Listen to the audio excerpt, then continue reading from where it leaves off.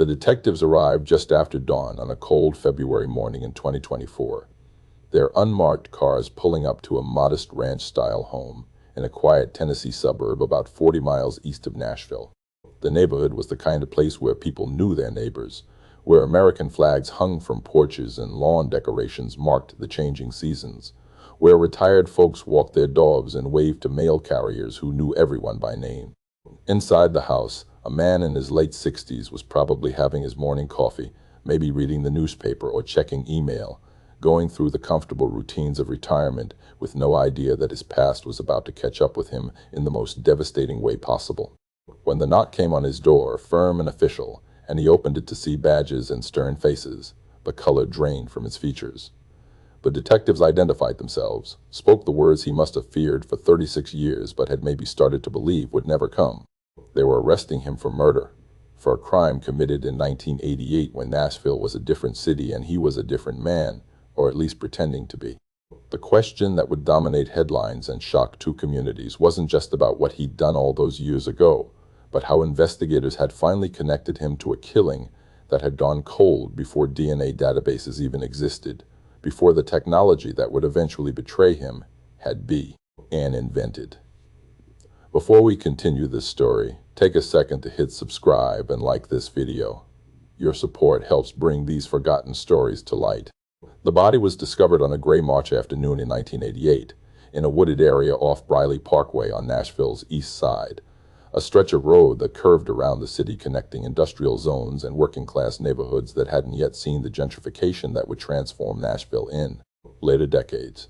A man walking his dog had ventured off the usual path, the dog pulling towards something in the underbrush, and what he found sent him running back to his car to find the nearest payphone. Metro Nashville police responded within 20 minutes, securing a scene that would haunt the lead detective for the rest of his career. The victim was a young woman, early 20s, partially clothed, showing signs of violence that made even experienced officers turn away.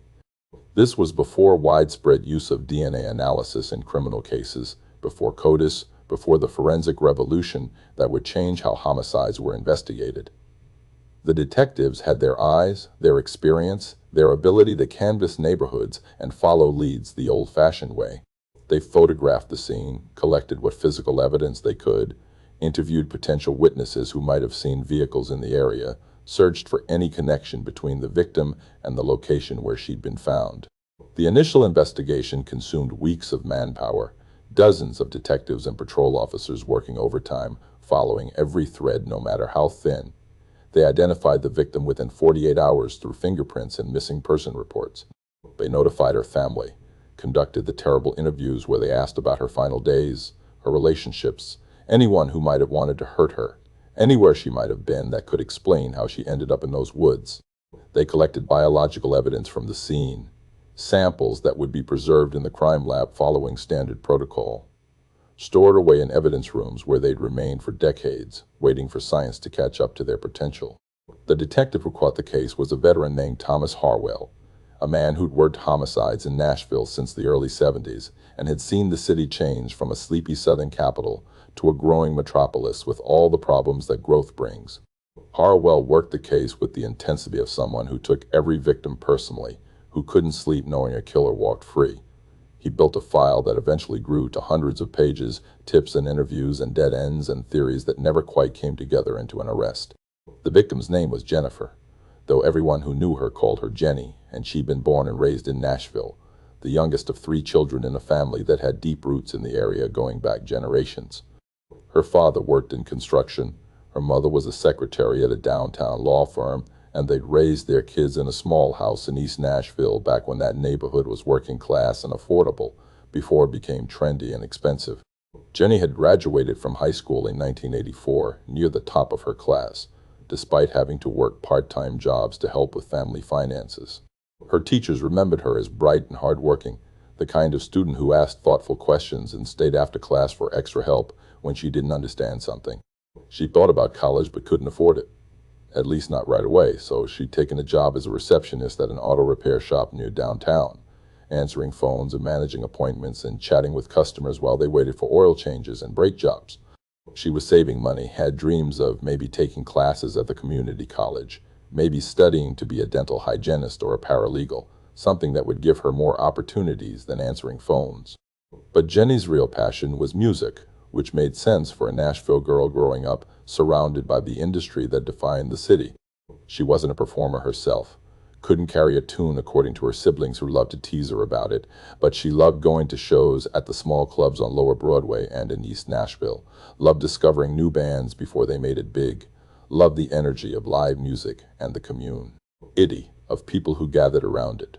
Her friends from that scene would later tell Detective Harwell that Jenny was the kind of person who made everyone feel welcome, who'd introduce strangers to each other at shows, who'd give you a ride home if you needed one, who'd loan you $20 if you were short on rent and never make you pay bad about it. She had a boyfriend, a guy who worked at a recording studio as a sound engineer, and they'd been together about a year, serious enough that they'd talked about moving in together, but not quite there yet. He'd been out of town for work when she disappeared, recording sessions in Memphis that gave him an alibi that checked out completely, and the devastation on his face when detectives interviewed him was the kind of genuine grief you can't fake. Jenny's routine in those final weeks of her life was fairly predictable, the kind of pattern that working people fall into. She'd get up around 7, shower and dress, drive her old Honda Civic to the auto shop where she worked, spend 8 hours at the front desk, head home unless she had plans to meet friends or go to a show. The night she disappeared was a Thursday in early March, unseasonably warm for that time of year, the kind of false spring that sometimes comes to Tennessee before winter reasserts itself. She'd left work at her usual time, around 5:30, told her boss she'd see him tomorrow, walked to her car in the small parking lot behind the shop. That was the last confirmed sighting of Jenny alive. Her car was found 2 days later in the parking lot of a shopping center about 3 miles from where her body would eventually be discovered, locked and apparently undisturbed, her purse still inside with her wallet and cash, which eliminated robbery as a motive. The location of the car suggested she'd either met someone there voluntarily or been taken there by force, but there were no witnesses, no security cameras in that era, nothing to indicate what had happened in that parking lot. Detective Harwell pursued every possible angle with the methodical determination that had made him one of Nashville's most respected investigators. He interviewed Jenny's coworkers, her friends, her ex-boyfriends, casual acquaintances from the music scene. He looked into her current boyfriend despite the solid alibi, because domestic situations were always worth examining carefully. He checked for any enemies, any conflicts at work, any indication that someone had been bothering or threatening her. Nothing emerged that pointed to a clear suspect. Jenny hadn't been involved in drugs, didn't owe money to anyone, hadn't been in any recent arguments or confrontations that friends knew about. She was, by all accounts, a young woman living a normal life who'd had the terrible misfortune of crossing paths with someone dangerous on an ordinary Thursday evening. The forensic evidence collected from the scene was preserved according to protocol, blood and other biological samples stored in the crime lab's evidence room. But the technology to analyze DNA in the way we understand it today was still in its infancy. The FBI had only begun developing DNA fingerprinting techniques in the mid-'80s, and it wouldn't become standard in criminal investigations for several more years. The case dominated local news coverage for weeks, Jenny's smiling high school graduation photo appearing in the Tennessean and on local TV broadcasts, her family making tearful appeals for anyone with information to come forward. A tip line was established, and dozens of calls came in, people claiming to have seen her, to have information about suspicious vehicles or strange men in the area. The usual mix of genuine attempts to help and attention seekers who plague high-profile investigations. Harwell and his team followed up on everything, spending hundreds of hours chasing leads that went nowhere, interviewing people whose tips didn't pan out, slowly watching the case lose momentum as weeks turned into months without a break. The media attention faded as other stories took over the news cycle. Other crimes demanded coverage, and Jenny's murder became one more unsolved case in a city that was growing too fast and experiencing growing pains that included rising crime rates. By the summer of 1988, the investigation had effectively stalled. Harwell still carried the file, still pulled it out periodically to review notes and look for something he'd missed, but active leads had dried up. The case was officially designated as cold, which didn't mean abandoned, but meant it was no longer receiving daily attention, no longer consuming resources that were needed for fresh cases. Jenny's family was devastated by this transition, by the slow realization that their daughter's killer might never be caught, might be walking around Nashville living a normal life while they struggled with grief and unanswered questions. They organized annual memorial vigils on the anniversary of her death, gathering in a park near where she'd grown up, lighting candles and sharing memories and pleading with anyone who might know something to finally come forward. Local media would sometimes cover these vigils, especially on milestone anniversaries, 5 years and then 10, brief stories that reminded people about the unsolved murder and renewed the call for tips. Detective Harwell retired in 2003 after more than 30 years with Metro Nashville Police, and Jenny's case was one of several unsolved murders that haunted him into retirement. He'd solved dozens of homicides during his career, put killers behind bars, given families the closure they desperately needed. But the cases that got away ate at him in a way that the successes never quite balanced out. His colleagues threw him a retirement party at a downtown restaurant, speeches and plaques, and the usual law enforcement humor to cover genuine emotion, and in his brief remarks thanking everyone, Harwell mentioned the cases he wished he'd solved, Jenny's name prominent among them. He expressed hope that someday, somehow, new technology or new information would break these cold cases open, would give the families the answers they deserved. It was a common sentiment among retiring detectives, the kind of thing you say at parties, but Harwell meant it with an intensity that his colleagues recognized. When he died in 2009 from a heart attack at age 68, his family found files in his home office, copies of old case materials he'd kept, including Jenny's murder book. He never stopped thinking about her, never stopped hoping for the break that would come, though not in his lifetime. The evidence from Jenny's case remained in Metro Nashville's property room, carefully preserved according to chain of custody protocols that had improved over the years as the department modernized. The biological samples collected in 1988 sat in climate-controlled storage, labeled and documented, waiting.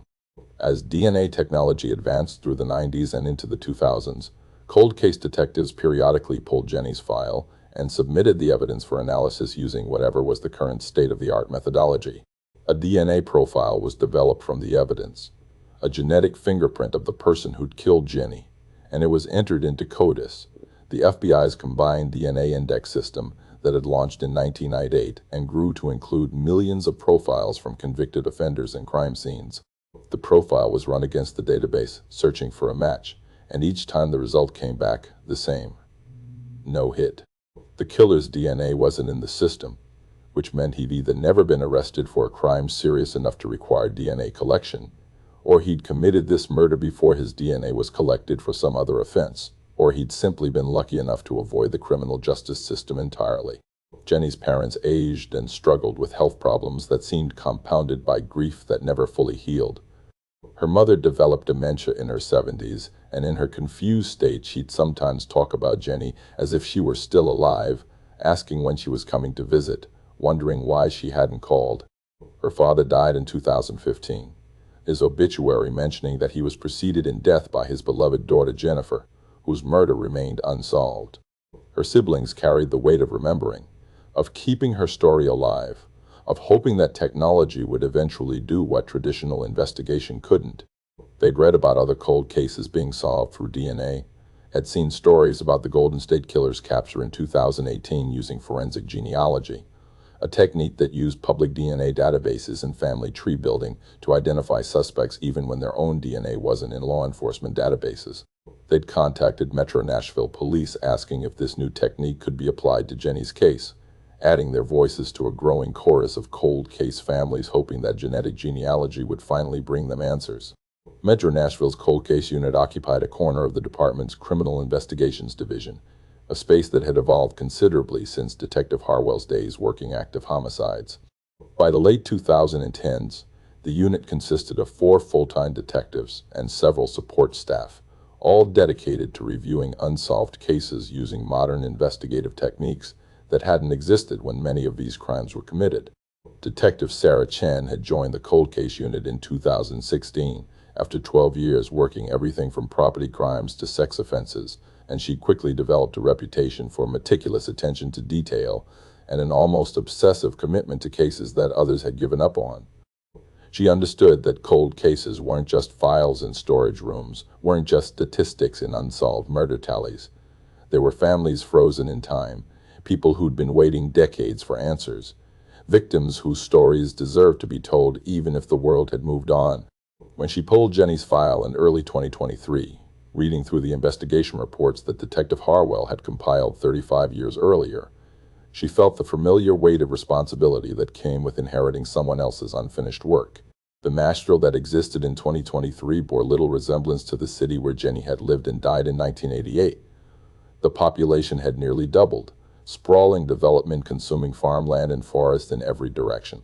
East Nashville, where Jenny had grown up in a working-class neighborhood, had transformed into one of the city's trendiest areas, old shotgun houses renovated and selling for $500,000, artisanal coffee shops and farm-to-table restaurants replacing the auto repair shops and convenience stores.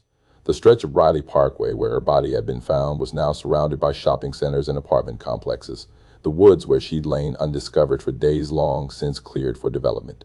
The music industry that had defined Nashville in Jenny's time had exploded into something much larger, the city becoming a destination for bachelorette parties and corporate relocations, honky-tonks on Broadway packed with tourists wearing cowboy hats they'd bought that afternoon. Some longtime residents mourned what had been lost in this transformation, the sense of community and affordability that had made Nashville special. But change was relentless and irreversible, and the city kept growing. Through all these changes, Jenny's case file had remained essentially static, reviewed periodically but never advancing. Detective Chen read through witness statements from people who were now in their 60s if they were still alive, looked at crime scene photos taken with film cameras, studied reports typed on manual typewriters, and later converted to digital formats. The biological evidence had been tested multiple times as DNA technology improved, most recently in 2015, when the samples were sent to a private lab that specialized in extracting DNA profiles from degraded or limited evidence. The lab had successfully developed a full profile, and it had been run through CODIS with the same result as always, no match. This meant the killer had no felony convictions that required DNA submission, or had committed his crimes before the database was established and then lived a clean life afterward. It was frustrating but not uncommon in cold cases from this era, before DNA collection became standard for a wider range of offenses.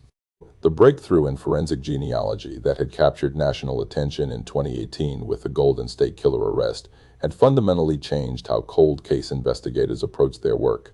The technique used DNA from crime scenes uploaded to public genealogy databases like GEDmatch and Family Tree DNA, databases where people voluntarily submitted their genetic information hoping to find relatives or learn about their ancestry. When crime scene DNA was uploaded to these databases, it could identify distant cousins, people who shared common ancestors with the suspect generations back. Genetic genealogists could then build family trees from these cousin matches, working backward through census records and birth certificates and obituaries to identify the common ancestors, then forward through the generations to identify all the descendants who could theoretically be the source of the crime scene DNA. It was painstaking work that combined cutting-edge science with old-fashioned genealogical research, and it was solving cases that law enforcement had considered unsolvable. Detective Chen attended a week-long training seminar on forensic genealogy in the summer of 2023, joining cold case investigators from departments across the country who were learning how to integrate this new tool into their investigative arsenal. The instructors were genetic genealogists who'd worked on some of the highest profile cases, and they walked the detectives through the methodology step by step. Upload the DNA profile to the public databases that allowed law enforcement uploads. Wait for the system to identify matches, people who shared segments of DNA with the unknown suspect. Evaluate the matches based on the amount of shared DNA, measured in centimorgans, which indicated how closely related they were. Build family trees for the closest matches, researching their ancestors using genealogical records available through sites like Ancestry and Family Search. Identify the common ancestors that the matches shared with each other, the point where their family trees converged generations ago. Then trace forward through all the descendants of those common ancestors, creating a pool of people who could potentially be the source of the DNA. Narrow that pool based on age, gender, geographic location, and any other factors known about the suspect. Eventually, with enough matches and enough research, you could identify a single person or a small group of people who fit all the criteria. Chen returned to Nashville energized and determined to try this technique on some of the department's most viable cold cases, and Jenny's murder was at the top of her list. The DNA evidence was strong. A full profile developed from biological material that had been carefully preserved for 35 years. The case had good documentation, a detailed investigation file that would help narrow suspects once genealogical work identified candidates. And Jenny's surviving siblings were still actively hoping for answers, still willing to participate in whatever was needed to solve their sister's murder. Chen submitted a formal request to her supervisors outlining the costs and timeline for pursuing forensic genealogy on this case, and after a review process that took several months, she received approval in late 2023. The DNA profile was sent to Ovram, a private forensic laboratory in Texas that specialized in forensic genealogy work, and the waiting began. The process moved slowly, each step requiring careful work that couldn't be rushed. Othram's genealogists uploaded the DNA profile to GED Match and Family Tree DNA in January 2024, and within days they had dozens of matches, people who shared DNA with the unknown killer. Most of these matches were distant cousins, third and fourth cousins who shared less than 1% of their DNA, but that was enough to work with. The genealogists began the methodical process of building family trees, starting with the closest matches and working backward through their ancestors. One of the strongest matches was a woman in her 50s living in Arizona who'd uploaded her DNA hoping to learn more about her family history. She shared approximately 200 centimorgans with the crime scene DNA, suggesting they were third cousins sharing a set of great-great-grandparents. The genealogist reached out to her through the database messaging system, explaining they were working on a law enforcement case and asking if she'd be willing to provide information about her family tree. She agreed immediately, shocked to learn her DNA had connected to something criminal, but eager to help. Using the information from this match and several others, the genealogist began building a master family tree, identifying common ancestors and tracking their descendants through multiple generations. The work required accessing census records from the 1800s and early 1900s, obituaries from small-town newspapers, birth and death certificates from county clerks' offices, marriage records, military service documents, anything that could confirm family relationships and track people's movements through time.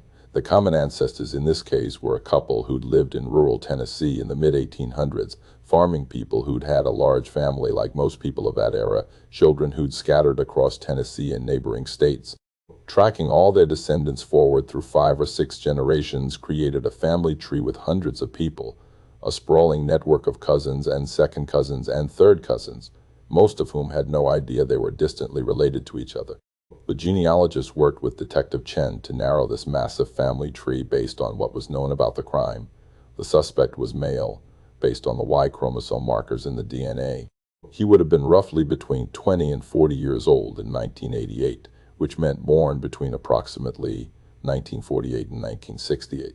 He had some connection to Nashville or the surrounding area, either living there in 1988 or traveling there for work or other reasons. Using these parameters, the genealogist highlighted specific branches of the family tree where men of the right age existed, eliminating women and men who were too old or too young, focusing on descendants who had Tennessee connections. This reduced the pool from hundreds to perhaps 50 viable candidates, and further research narrowed it more. Some of the men had died before 1988, which eliminated them. Some had been living in other states or countries with no apparent connection to Nashville, which made them unlikely. Some had disabilities or circumstances that made them poor candidates for having committed this crime. By early February 2024, the genealogist had identified a cluster of particularly promising candidates, men in their late 60s and 70s now, who would have been in their 30s and 40s in 1988. Detective Chen began the detective work that genealogy couldn't do, researching these men's backgrounds, looking for Nashville connections, checking criminal histories, building timelines of their lives. One name kept rising to the top of the list. A man named Robert William Garrett, who was 71 years old and living in a small town east of Nashville. Garrett had been born in 1953 in Cookeville, Tennessee, about 80 miles east of Nashville, the youngest of 4 children in a working-class family. His father had worked for the railroad, his mother had been a homemaker, and Robert had graduated high school in 1971 with unremarkable grades and no particular distinguishing characteristics. He'd done a brief stint in the Army in the early 70s, received an honorable discharge, and returned to Tennessee where he'd worked various blue-collar jobs over the years. What made Garrett particularly interesting was his connection to Nashville in the late 80s. Employment records that Chen tracked down showed he'd worked for a heating and air conditioning company based in Nashville from 1986 to 1990, doing installation and repair work that would have taken him all over the metro area. The company had long since gone out of business, but Chen found the owner, now retired, who remembered Garrett vaguely as a decent worker, quiet, kept to himself mostly. Chen pulled Garrett's driver's license records and found he'd had a Nashville address in 1988, an apartment in a complex that was less than 5 miles from where Jenny's car had been found abandoned. This wasn't proof of anything. Thousands of people lived in that area, but it placed him in the right location at the right time. A criminal background check showed Garrett had one arrest on his record, a DUI from 1992 in a different county, a misdemeanor that had resulted in a fine and probation, but no jail time and no DNA collection, which explained why he wasn't in CODIS. Chen conducted surveillance on Garrett for several days, watching his routine, confirming he still lived at the address they had for him.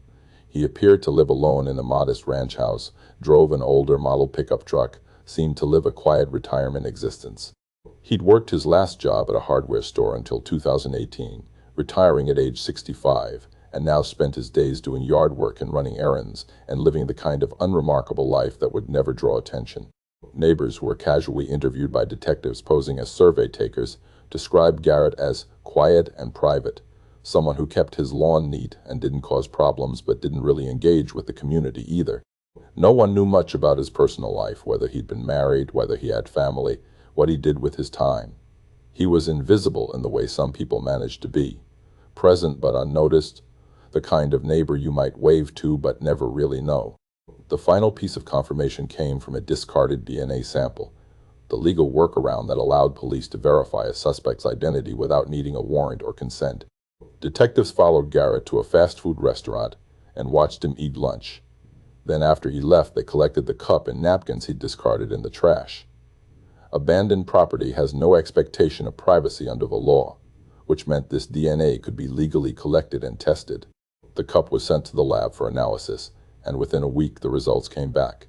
The DNA from Garrett's discarded cup matched the DNA from Jenny's crime scene in 1988. It wasn't just a partial match or a familial connection. It was a complete match, the kind of certainty that removed all doubt. Robert William Garrett had killed Jenny 36 years ago, and now Detective Chen had the evidence to prove it. The decision was made to arrest Garrett at his home rather than risk him fleeing or destroying evidence if he became aware of the investigation. A tactical plan was developed, coordinating multiple units to ensure the arrest happened smoothly and safely. And on that cold February morning in 2024, when detectives knocked on Robert Garrett's door and he opened it expecting maybe a package delivery or a neighbor asking to borrow something, his past finally caught up with him, and the investigation that Detective Harwell had started in 1988 was about to reach its conclusion. Robert William Garrett's face went through a series of transformations in the span of seconds when he opened his door that February morning and saw the badges and the stern expressions of people who weren't there to ask directions or sell him something. First came confusion, the natural reaction of someone who hadn't had reason to interact with law enforcement in decades, whose life had been quiet and unremarkable for so long that police showing up seemed like some kind of mistake. Then came something else, a flicker of recognition or perhaps realization, a subtle shift in his expression that Detective Chen noticed immediately because she'd seen it before in people who knew why authorities had come calling. His hands, which had been relaxed at his sides, tensed slightly. His breathing changed, became more shallow. These were micro-responses that most people wouldn't notice, but Chen had spent years learning to read body language and micro-expressions, and what she saw in those first moments told her that Garrett knew on some level what this was about even before anyone spoke the words. Detective Chen identified herself and the other officers, explained that they had a warrant for his arrest for the 1988 murder of Jennifer Carlson in Nashville, and asked him to step outside. Garrett's response was a mix of denial and shock that seemed almost reflexive, the kind of thing people say when confronted with accusations even when they know they're caught. He claimed he didn't know who Jennifer Carlson was, said there must be some mistake, asked if they were sure they had the right person. But he didn't resist, didn't try to run or fight, just allowed himself to be handcuffed and placed in the back of a patrol car while other detectives entered his home to begin executing a search warrant.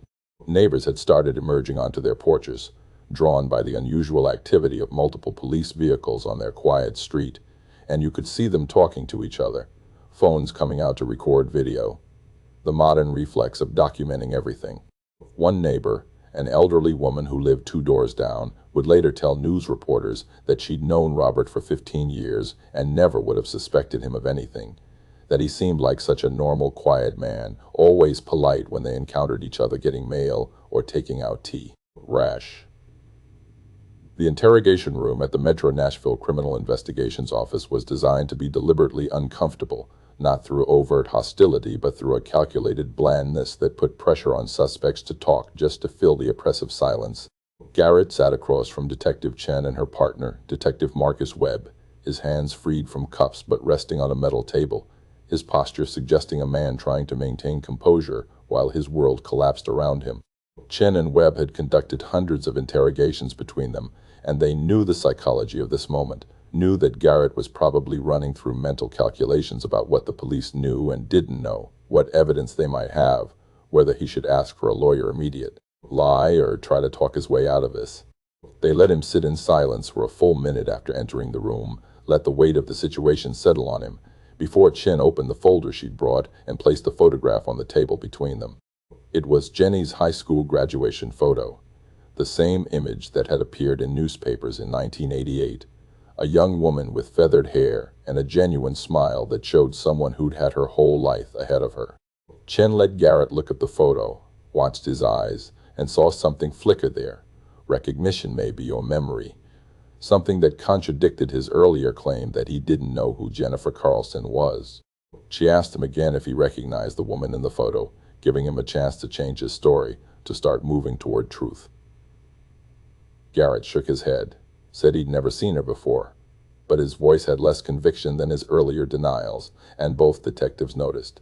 Webb leaned forward and explained, in a tone that was almost conversational, that they weren't there to play games or waste time. They had DNA evidence, he said, scientific proof that Garrett had been at the crime scene, that Heath Hundred had contact with Jenny before she died. They had genealogical evidence showing exactly how they'd tracked him down through his family tree. They had his discarded DNA from the restaurant matching the crime scene DNA with complete certainty. The mention of DNA seemed to hit Garrett like a physical blow, his shoulders sagging slightly, his eyes dropping to the table. He'd lived free for 36 years, had probably convinced himself over time that he'd gotten away with it, that the crime was too old and the evidence too limited for anyone to ever connect him to what happened that March night in 1988. But science had evolved in ways he couldn't have anticipated, and now it was speaking for Jenny in a way she couldn't speak for herself. Chen walked him through exactly how they'd found him, explaining the genealogy process, the family tree building, the narrowing of suspects, wanting him to understand that this wasn't guesswork or lucky coincidence, but methodical scientific investigation that had inevitably led to his door. She showed him the family tree they'd built, pointed out where he appeared among the descendants of ancestors he probably didn't even know he had, demonstrated the thoroughness of their work. It was a strategic choice, overwhelming him with the futility of denial, showing him that the evidence was airtight and resistance was pointless. Garrett asked for a lawyer, which was his right, and which effectively ended the interrogation for the moment. But before the detectives left the room, Chen told him something she wanted him to think about during the hours and days ahead. She told him about Jenny's family, about her mother who died with dementia, asking about her daughter, about her father who'd passed away in 2015, never knowing who'd killed his little girl, about her siblings who'd spent 36 years wondering and waiting. She told him that Jenny had been 23 years old when she died, that she'd been saving money for college, that she'd had dreams and people who loved her, that her murder had created ripples of pain that had touched dozens of lives across nearly 4 decades. Chen wasn't trying to get a confession at this point. The interrogation was over, but she wanted Garrett to sit in his cell and think about the human cost of what he'd done, wanted him to understand that this wasn't just about DNA and evidence, it was about a real person whose life he'd stolen. The news of Garrett's arrest spread rapidly through both the community where he'd been living and through Nashville, where Jenny's murder had occurred all those years ago. Local news stations led their broadcast with the story, showing footage of Garrett being led into the courthouse for his initial appearance, his face partially obscured as he tried to avoid cameras. The headline practically wrote itself: a cold case from 1988 finally solved through cutting-edge genetic genealogy. An elderly man arrested for a crime he committed when he was in his 30s, living free all these years while his victim's family suffered. The station showed old footage from 1988, grainy news reports about Jenny's murder, her graduation photo that had become synonymous with her story, then cut to present-day interviews with cold case detectives, explaining how forensic genealogy had cracked a case that traditional investigation couldn't solve. Jenny's surviving siblings, her older brother David and her sister Michelle, held a press conference 2 days after the arrest, standing at a podium in front of dozens of cameras and reporters, their voices shaking with emotion as they read prepared statements. Michelle spoke about the phone call she'd received from Detective Chen, the moment she'd been waiting for since 1988, the mixture of relief and renewed grief that came with finally having answers. She talked about their parents, how their mother had died still asking about Jenny, how their father had carried the weight of not knowing who'd killed his daughter, how both parents had deserved to see justice but hadn't lived long enough.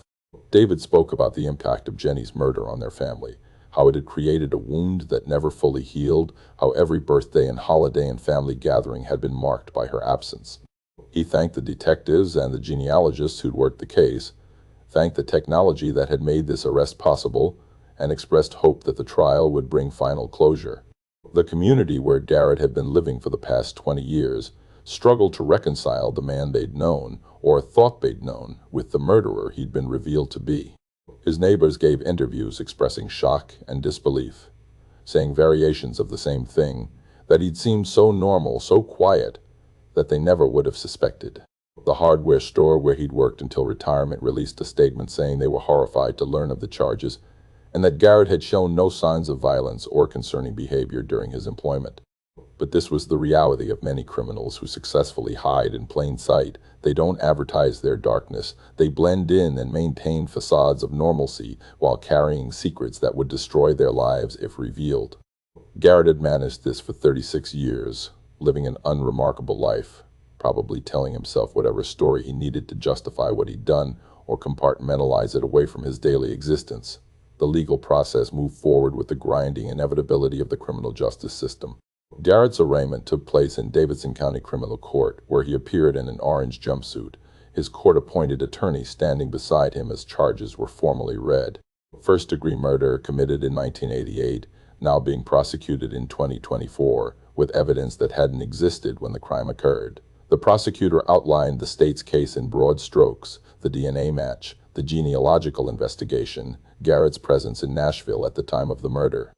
Bail was denied given the severity of the charge and the flight risk presented by a man who'd already evaded justice for decades. Garrett was remanded to custody pending trial, taken back to jail where he'd await the next phase of proceedings that could take months or even years to reach resolution.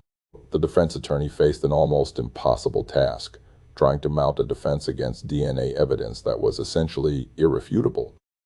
The strategy that emerged in preliminary motions focused on challenging the constitutionality of forensic genealogy, arguing that using public DNA databases for law enforcement purposes without explicit consent from all the relatives whose DNA had been used to build the family tree violated privacy rights. It was a Hail Mary attempt that legal experts generally agreed had little chance of success given existing case law, but it was one of the few avenues available when the scientific evidence was so strong. The defense also filed motions challenging the collection of the discarded DNA from the restaurant, arguing it violated Garrett's reasonable expectation of privacy, but decades of legal precedent had established that trash discarded in public places had no such protection. As the case moved toward trial, the broader implications about forensic genealogy and cold case investigations became part of the public conversation. Legal scholars debated privacy concerns versus justice for victims. Ethicists discussed the social contract around DNA databases that people join for genealogical purposes being used for law enforcement.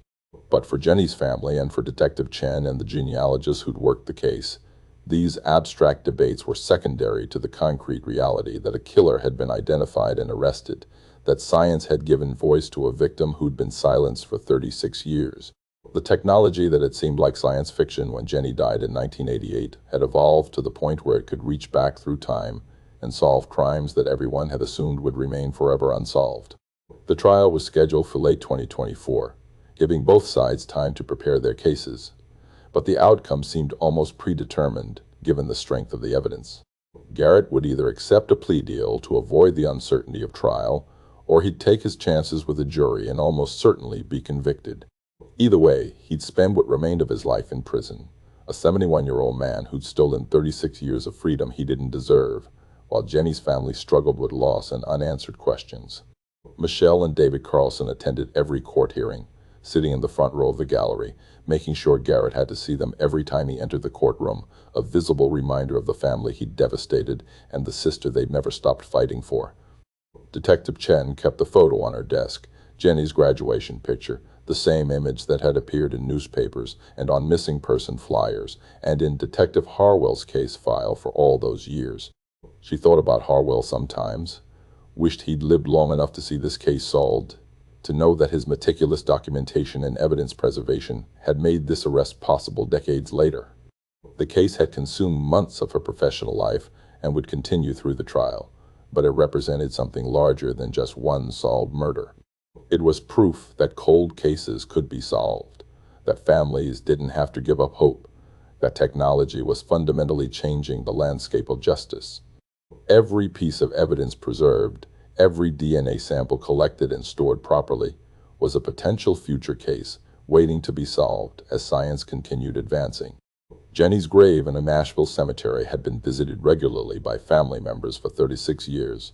Flowers placed on birthdays and holidays and the anniversary of her death, a ritual of remembrance that had taken on new meaning now that her killer had been identified. Michelle visited the day after Garrett's arrest, stood at the headstone and spoke to her sister as if she could hear, told her that they'd finally found him, that justice was coming even if it had taken most of a lifetime to arrive. The inscription on the headstone read, "Forever young, forever loved, forever missed," words chosen in 1988 when the future had seemed impossibly bleak and justice impossibly distant. But time and science and determination had converged to prove that forever could include accountability, that the dead could speak through their DNA, and that some debts eventually come due, no matter how long the killer runs or how carefully he hides. Where are you watching from today? Drop a comment and let us know. If this story moved you, there are dozens of other solved cold cases on this channel. Families who waited years or decades for answers, victims whose cases seemed hopeless until science and dedication broke them open. Jenny's case reminds us that evidence preservation matters, that cold case units serve a crucial purpose, and that the tools we have today can solve crimes from eras when those tools didn't exist. Technology keeps advancing, databases keep growing, and cases that seemed permanently cold are warming up. Every unsolved murder represents a family still waiting, and stories like Jenny's prove that waiting can eventually end with answers, with arrests, with the kind of justice that's delayed but not denied. Garrett thought he'd gotten away with murder, thought enough time had passed that he was safe. But Jenny's DNA told a different story, and science gave her the last word after 36 years of silence.